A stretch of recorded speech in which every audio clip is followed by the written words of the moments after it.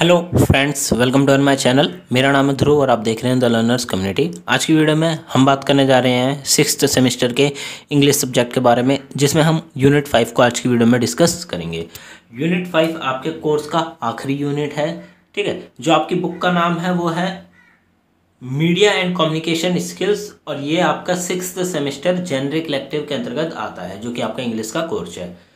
आपका यूनिट 5 का नाम है some significant issues in mass communication, मतलब मास कम्युनिकेशन के अंतर्गत कुछ इश्यूज जो मुद्दे हैं उनके बारे में बात करना। तो चलिए वीडियो को शुरू करते हैं। और अगर अभी तक आपने हमारा चैनल सब्सक्राइब नहीं किया तो प्लीज़ चैनल को सब्सक्राइब करें और वीडियो पूरा देखें। काफ़ी इंपॉर्टेंट वीडियो है आपके लिए। आखिरी जो यूनिट है तो इसके रिगार्डिंग आपको जितने भी पॉइंट्स हैं वो आपको पता होने चाहिए। हमारा यूनिट शुरू होता है यहाँ से। Prehistoric men developed the ability to interact with their 5 sensory channels. They used sign, symbol and body language to communicate.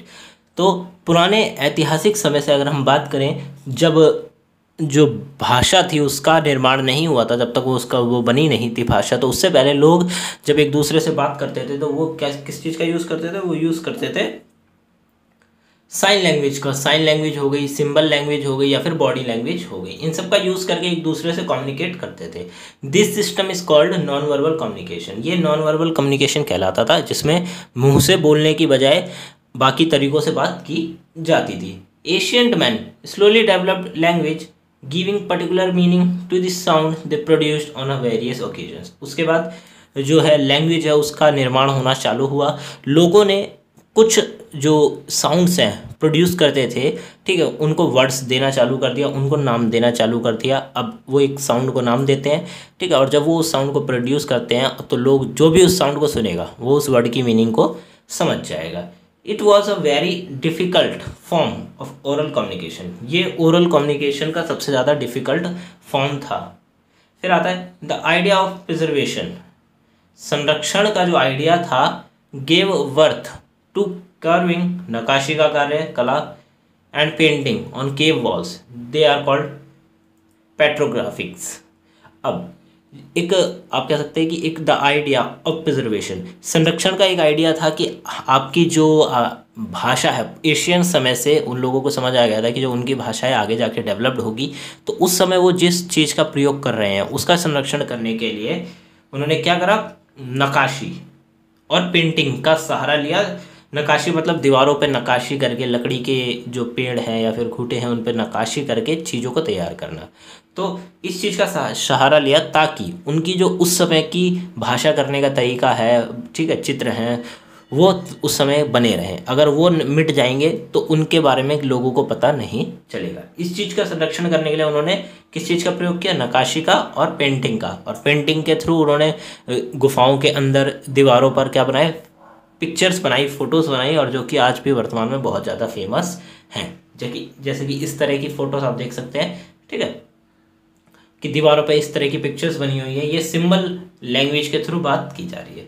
The evolution of modern communication has 5 stages based on development in communication technology. अब जो आप कह सकते हैं communication का जो तरीका है उसको आप 5 हिस्सों में बांट सकते हैं, ठीक है। उसका जो विकास हुआ है वो 5 हिस्सों में हुआ है, 5 स्टेजेस में हुआ है, तो उसके बारे में बात करेंगे। These stages are called 5 waves of communication technology.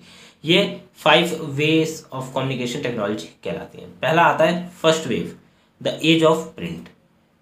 It was in 1456, 1456 में that Johannes Gutenberg of Mainz, Germany invented movable types form an alloy to lead tin and antimony. अब देखिए, इसको मैं सिंपल शब्दों में समझाऊं तो आप देख सकते हैं ये इमेज में कुछ वर्ड्स को तैयार किया गया, ठीक है, कुछ वर्ड्स के शेप को तैयार किया गया और उनको एक साथ किसी सांचे पे सेट करके प्रिंट करने के लिए तैयार कर दिया गया। उन पे इंक लगाई जाती और उनको पेज पे रख के दबा दिया जाता, तो वो क्या होता, वो जो शब्द लिखा था वो पेज पे छप जाता, ठीक है। तो ये उसने क्या करा? एक तैयार करे। इन्होंने छोटे छोटे पीसीस को तैयार करा, उसके बाद उन्होंने एक साथ रख के जोड़ा और उसकी जो मीनिंग बनती है शब्द की वो तैयार की। These types were light weight, strong and durable. ये जो थे ये काफ़ी ज़्यादा हल्के थे, लाइट वेट थे, स्ट्रॉन्ग काफ़ी ज़्यादा सख्त थे, और ड्यूरेबल काफ़ी लंबे समय तक चलने वाले भी थे। He developed a method of printing with mass producing movable types, oil based ink and wooden printing press. तो जो इन्होंने ये जो तैयार किया, ये जो तरीका निकाला कि हम इस तरह से प्रिंटिंग करेंगे, तो ये काफ़ी बड़े स्तर पर, उससे पहले प्रिंटिंग करना काफ़ी कठिन हुआ करता था। तो उसके बाद इन्होंने जब ये प्रिंटिंग करने का तरीका ढूंढ लिया, छापे से छाप के प्रिंट करना, तो काफ़ी ज़्यादा ये हुआ, फेमस हो गया, और ठीक है काफ़ी बड़े स्तर पर भी प्रिंटिंग चालू हो गई। इसमें ऑयल बेस्ड इंक का यूज़ किया जाता था, वुडन पेंटिंग प्रेस।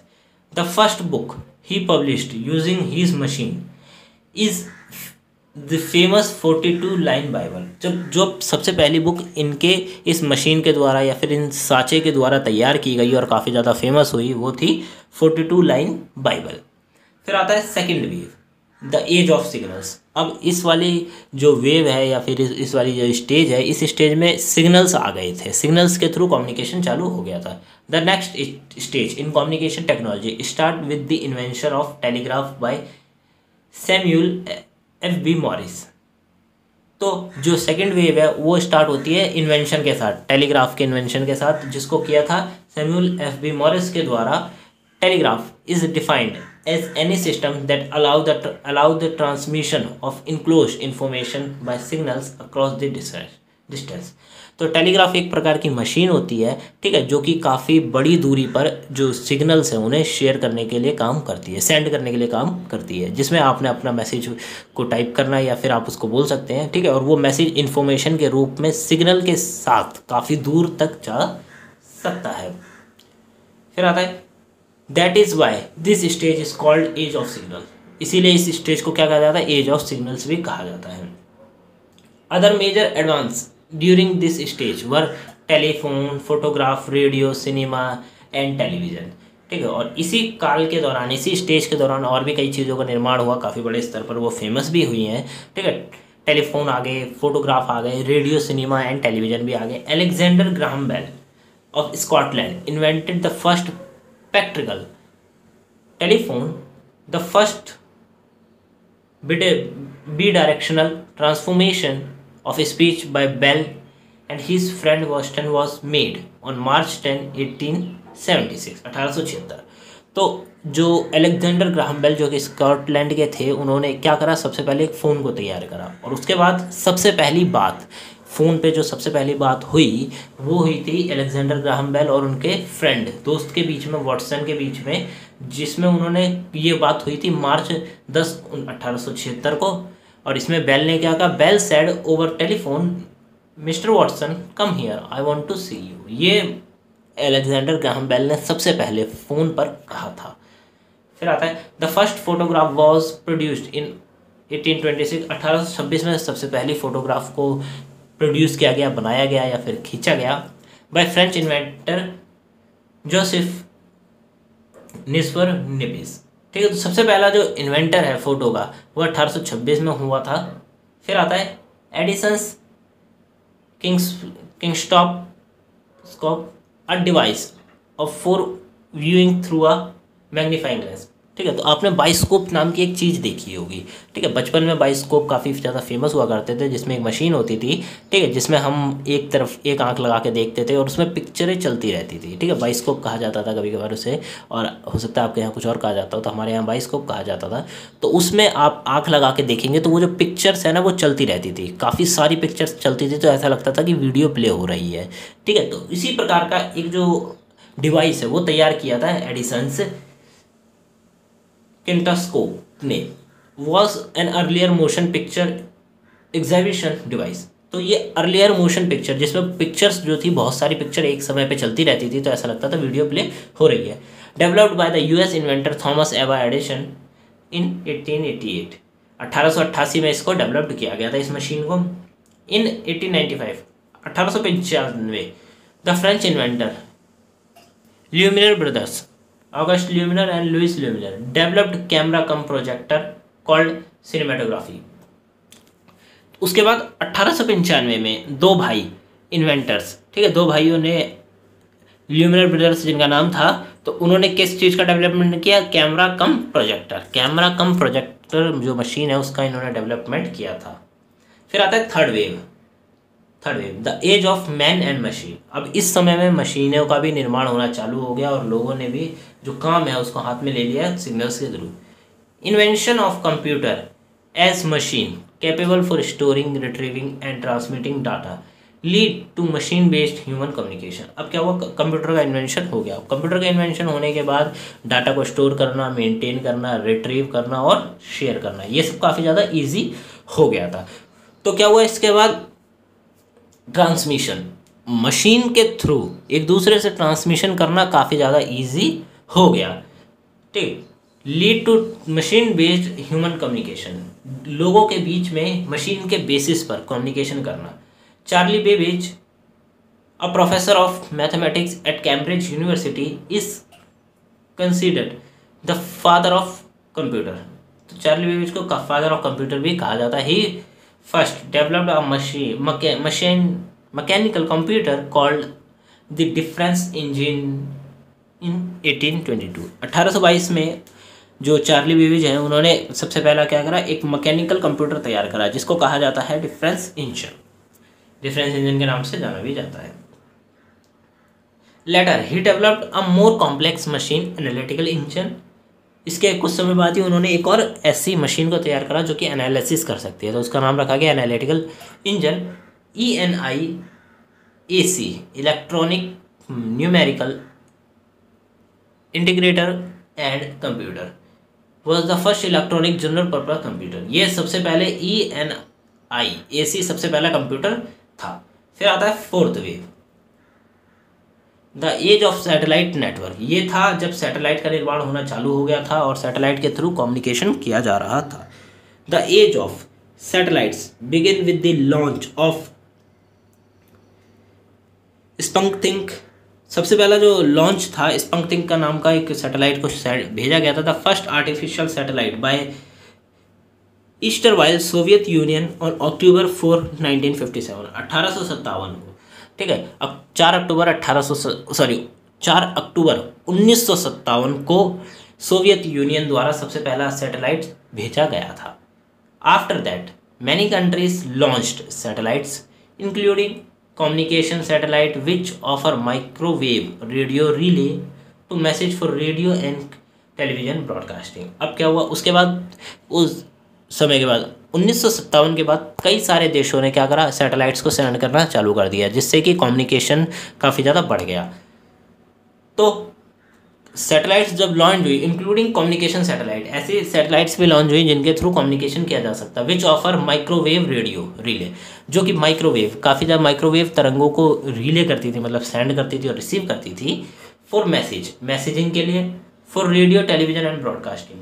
अगर रेडियो टेलीविजन और ब्रॉडकास्टिंग के थ्रू कम्युनिकेशन करना है तो ये वाले जो सैटेलाइट है, कम्युनिकेशन सैटेलाइट, इसके थ्रू किया जा सकता था। ठीक है, आगे देखें। Approximately 2000 artificial satellites operating the earth relay along digital signal and analog signal carrying voice, video and data to the from one many locations over the world wide। तो अभी अराउंड लगभग 2000 से ज़्यादा ही सैटेलाइट्स अंतरिक्ष में घूम रही हैं, जो कि क्या काम करती हैं? डाटा को शेयर करने का काम करती है, जिसमें कॉल्स होती हैं, वीडियो कॉल्स होती हैं, ठीक है, और भी सारी चीज़ें होती हैं, और वो सैटेलाइट्स काम करती हैं।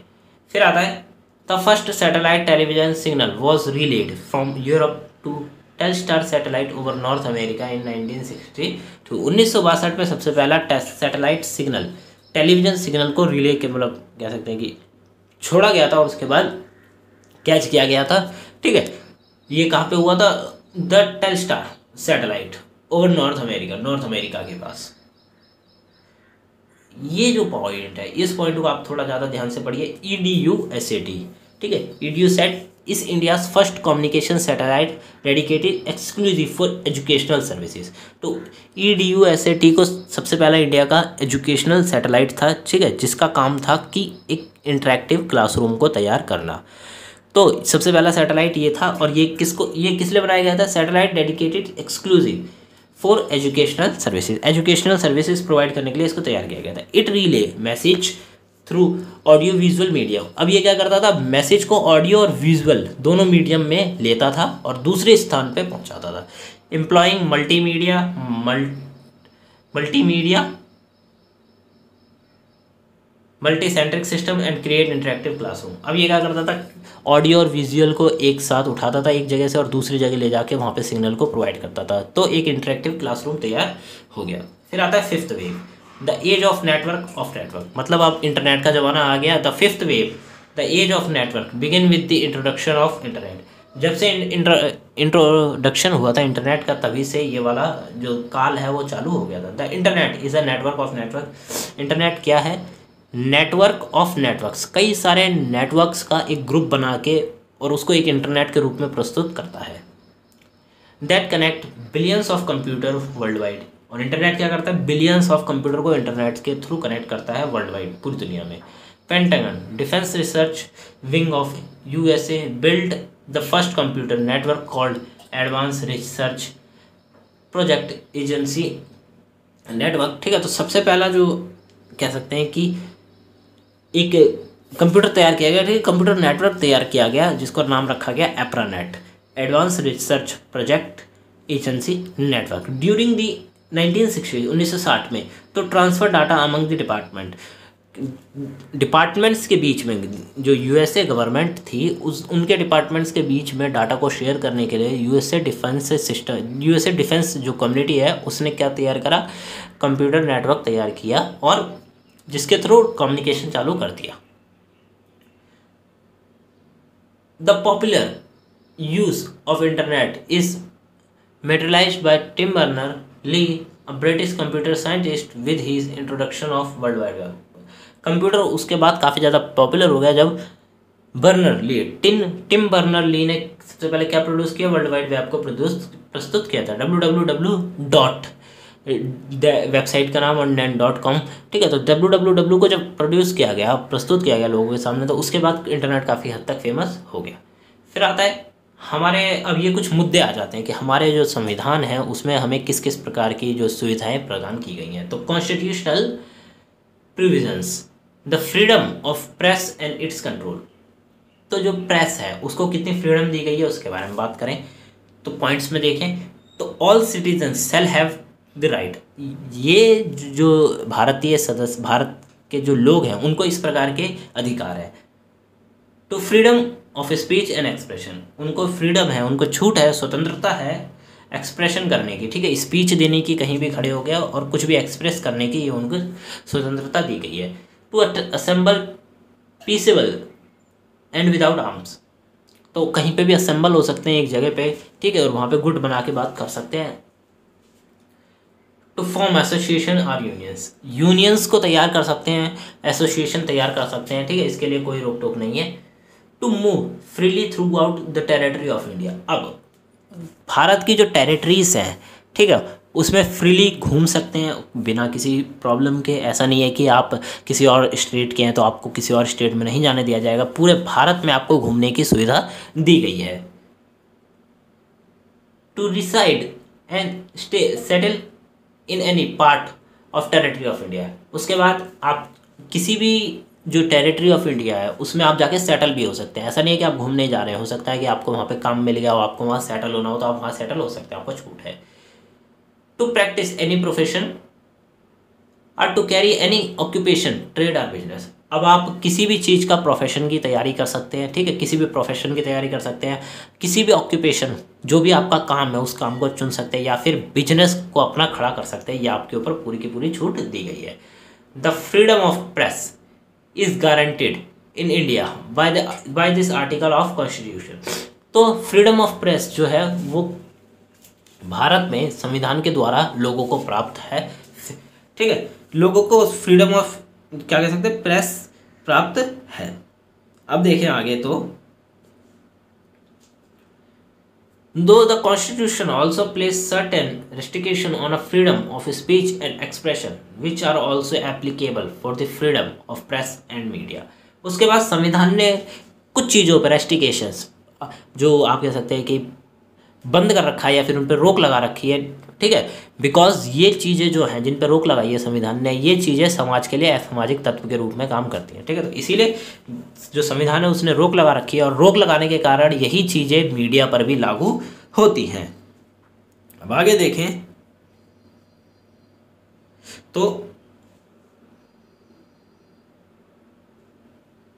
these restrictions have been imposed in order to ensure that no threat are following, ठीक है। तो ये जो रिस्ट्रिक्शंस लगाए गए हैं, रोकें लगाई गई हैं, ठीक है, ये इन चीज़ें जो नीचे एक लिस्ट दी गई है उस चीज़ों को फॉलो करके लगाई गई है, ठीक है। तो यहाँ हिंदी में भी लिखा है, संविधान के कुछ अनुच्छेदों द्वारा भारत में प्रेस की स्वतंत्रता की गारंटी दी गई है। हालांकि संविधान भाषण और अभिव्यक्ति की स्वतंत्रता पर कुछ प्रतिबंध भी लगाता है, ठीक है। तो भाषण की और अभिव्यक्ति की स्वतंत्रता लोगों को दी गई है, परंतु संविधान फिर भी कुछ चीज़ें ऐसी हैं जहाँ पे वो प्रतिबंध लगाता है, जो प्रेस और मीडिया की स्वतंत्रता पर भी लागू होते हैं।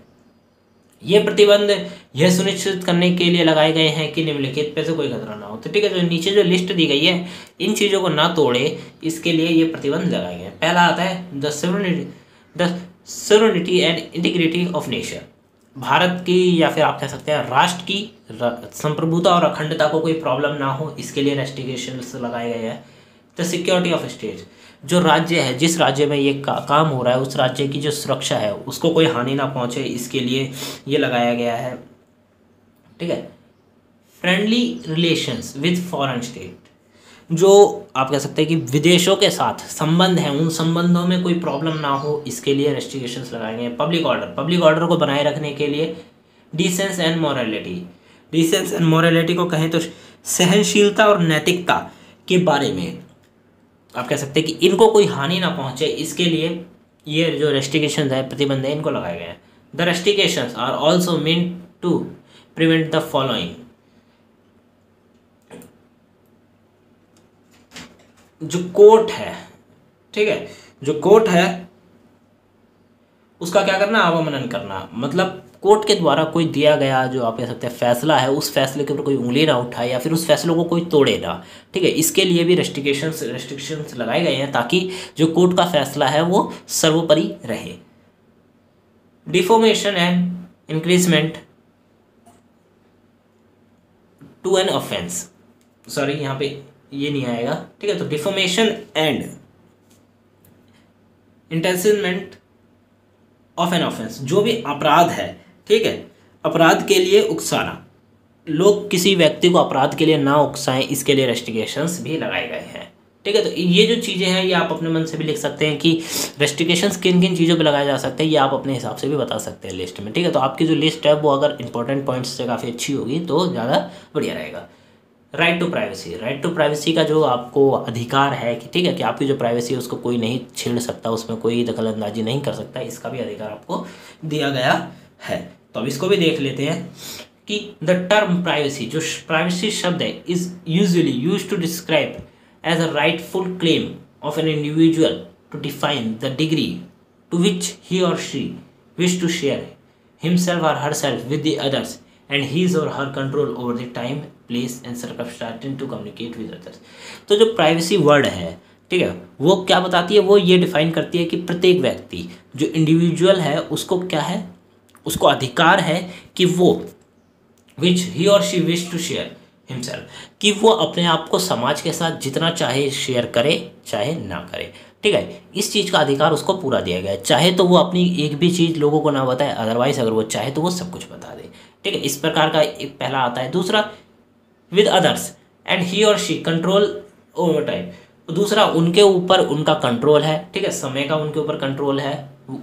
ऐसा नहीं है कि कोई और व्यक्ति उन पर दबाव दे रहा है, ठीक है, तो दबाव देने की चीज़ें यहाँ पे नहीं होती है राइट टू प्राइवेसी में। राइट टू प्राइवेसी का मतलब कि उस व्यक्ति का अपनी हर एक चीज़ पे कंट्रोल है, समय पर भी, प्लेस पर भी, सर्कमस्टांसेस और कम्युनिकेशन विद अदर्स। अगर वो किसी और से बात करता है तो उस चीज़ की भी प्राइवेसी का उसको अधिकार है। It also signifies the individual's right to control dissemination of information about himself or herself. It is his or her own personal opinion। अब इसमें बताया गया है दूसरे में पॉइंट में कि it also significance the individuals right. अब प्रत्येक व्यक्ति के पास क्या है, जो उसके अधिकार है, ठीक है, कंट्रोल कर सकता है, वो उन अपने अधिकारों को कंट्रोल कर सकता है, पहली बात। दूसरी बात कि उसी के अधिकार जो है वो काफ़ी इंपॉर्टेंट है, तो कोई भी और व्यक्ति उसके अधिकारों को नहीं छीन सकता। इस प्रकार से भी आप लिख सकते हैं। अब आगे देखें तो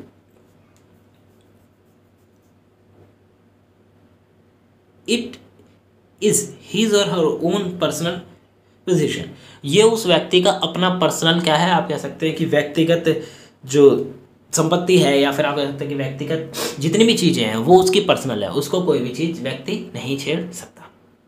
तो यहाँ पे एक पॉइंट दिया गया है कि right to protection of life and personal liberty. तो भारतीय संविधान में राइट टू प्राइवेसी का डायरेक्टली आपको कोई अधिकार नहीं दिया जाता, ठीक है, आपको अधिकार दिया जाता है right to protection life, right to protection of life and personal liberty. Act article 21 के अकॉर्डिंग आपको दिया जाता है no person shall be deprived of his her life और personal liberty expect according to the procedure establishing by law. ठीक है, तो कोई भी व्यक्ति जो अपनी प्राइवेसी है, ठीक है, उसको डायरेक्टली लोगों के सामने नहीं देता, अगर वो एक प्रोसीजर बताया गया उसके अकॉर्डिंग। अब आगे देखें, there can be possibly 4 difference, ठीक है, यहाँ पे टोटल 4 डिफरेंस हो सकते हैं। आप कह सकते हैं 2 overlapping way in which invention of privacy of a person can be done by the media. ठीक है, तो जो मीडिया के थ्रू लोगों की जो प्राइवेसी है, ठीक है, गोपनीयता है, उस पर आक्रमण किया जा सकता है। उस पर आप डायरेक्टली कह सकते हैं कि मीडिया के थ्रू किस लोगों की 4 प्रकार से जो उनकी प्राइवेसी है उसको हानि पहुंचाई जा सकती है। तो वो क्या क्या है वो देखते हैं। Intrusion upon a person's seclusion and solitude, मतलब कि किसी व्यक्ति के एकता एवं आप कह सकते हैं कि एकांत में उसका घुस जाना। जैसे सपोज करिए, उदाहरण के साथ समझते हैं कि एक व्यक्ति की कोई न्यूज़ वायरल हुई है, ठीक है, अब ये मीडिया के हाथ में है कि वो न्यूज़ को पहले चेक करे कि वो फेक है या नहीं, उसके बाद वो उसे पब्लिश करे। ठीक है, अब पता चला कि व्यक्ति को उसके बारे में कुछ नहीं पता है, परंतु उसकी जो प्राइवेसी है वो सारी की सारी नष्ट हो गई उस वीडियो या फिर न्यूज़ के अकॉर्डिंग। तो ये काफ़ी ज़्यादा बड़ी प्रॉब्लम है। ठीक है, appropriation of persons name and और लाइकनेस, मतलब किसी व्यक्ति के नाम या समानता का विनियोग करना, मतलब किसी भी व्यक्ति का जो नाम है या फिर उसके जैसी जो समानता है उसका प्रयोग करके मीडिया अपने आप को आगे दिख बढ़ाना चाहती है। ठीक है, तो ये भी उसकी प्राइवेसी को हानि पहुंचाना है। Public disclosure of embarrassing private facts, अब दूसरे में क्या बताया गया है कि जो ऐसी चीज़ें जो कि शर्मनाक होती हैं या फिर आप कह सकते हैं जिनसे लोग शर्माते हैं, तथ्यों को सार्वजनिक प्रकटीकरण करना है, मतलब किस ऐसे लोगों की प्राइवेसी को पब्लिकली कर देना। ठीक है, उनके बारे में कोई फैक्ट हो गया या फिर आप कह सकते हैं कि सडनली उनकी कोई चीज़ वायरल हो गई, ठीक है, जो कि प्राइवेट थी परंतु उसको लोगों ने पब्लिक कर दिया, तो ये भी काफ़ी ज़्यादा उसकी प्राइवेसी पर हानि पहुंचाना है। Publicity which place a persons in false light, दूसरा कि जो पब्लिसिटी है वो व्यक्ति को झूठी प्रकार की तसल्ली देता है, ठीक है, झूठे प्रकार की रोशनी में ले जाता है, तो वहाँ पे भी उसकी जो प्राइवेसी है वो भी नष्ट हो जाती है।